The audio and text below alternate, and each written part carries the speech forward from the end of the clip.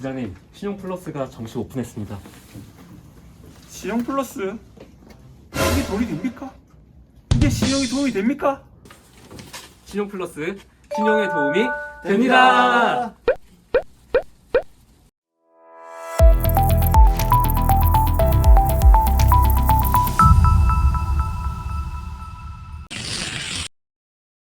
안녕하세요. 신용회복위원회 이승훈입니다. 1월 13일 신용플러스가 정식 오픈되었습니다. 기사의 주요 내용을 살펴보면 사전 신용상담 체계를 강화하여 금융 취약계층의 채무 문제 악화를 예방하고 조속한 재기 지원을 돕는다 라는 내용입니다. 신용플러스의 주요 기능은 신용관리, 1:1 상담, 채무 진단 등의 기능을 통해 내 신용을 관리해주는 앱인데요. 대체로 내 신용을 관리해준다고 하면 네이버, 카카오, 토스와 비슷할 거라고 생각하시는 분들이 많을 것 같아요.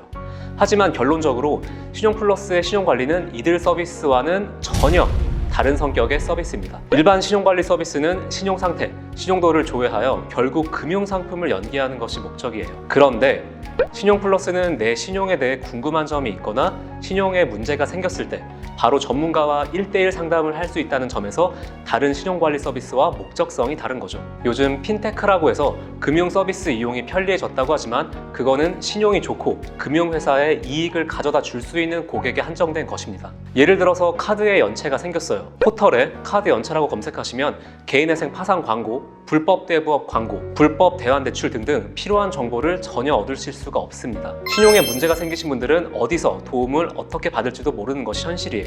그래서 신용 문제에 대해 누구나 무료로 상담받을 수 있는 신용플러스는 꼭 필요한 서비스라고 생각합니다.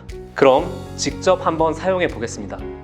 신용플러스를 설치하고 본인 인증을 통해 메인 화면으로 들어갑니다. 앱 구조는 요즘 트렌드에 맞게 심플하네요. 메인 기능은 1:1 상담 예약, 신용 점수 조회, 신용 진단 등이 있네요. 우선 신용 점수를 먼저 조회해 보겠습니다. 자, 두 번째 메뉴에서 신용 조회. 점수가 바로 나왔네요. 나이스는 945점, KCB는 1000점. 좀 더 자세히 보기 위해 신용 진단으로 들어가 보겠습니다.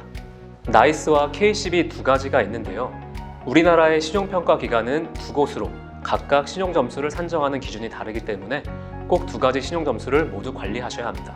최근 1년간 신용 점수 변동 그래프가 보이고요.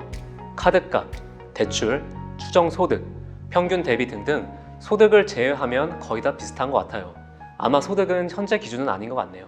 아래쪽 신용 분석 리포트로 들어가 보겠습니다. 상환 이력, 부채, 신용 형태, 거래 기간이 신용도에 반영되는 비중을 보여주고 상세 내용까지 볼 수 있습니다. 만약 신용 점수를 올려야 하는 상황이라면 어떤 부분을 개선해야 할지 포인트를 잡기 좋을 것 같습니다.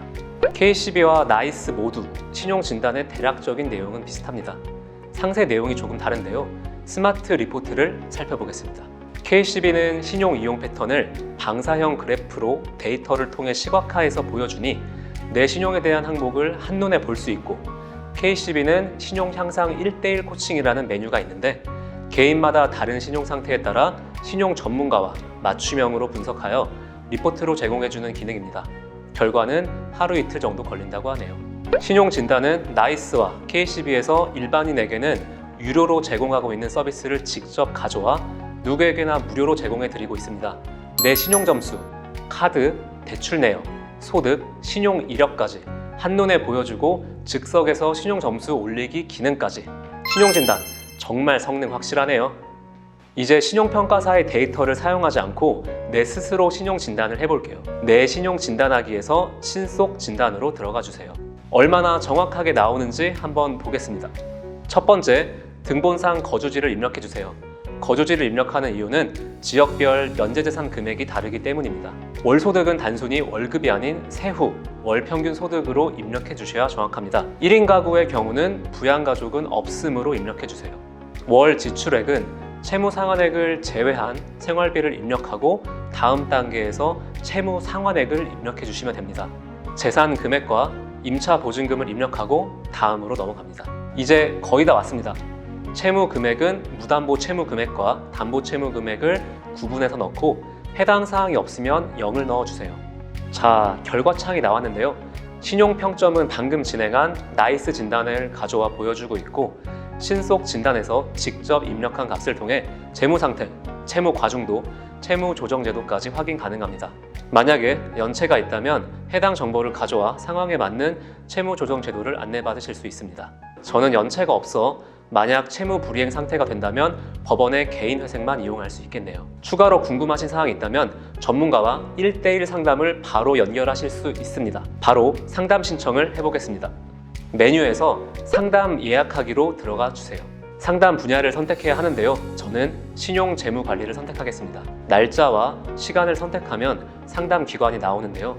상담 기관별 특징이 있기 때문에 상세 보기를 통해 내 상황에 적합한 상담을 해주실 수 있는 기관을 골라주시면 됩니다. 상담 내용은 상담사분이 미리 확인하실 수 있으니 간략한 현재 상황과 궁금하신 내용을 위주로 작성해 주시면 예약이 완료됩니다.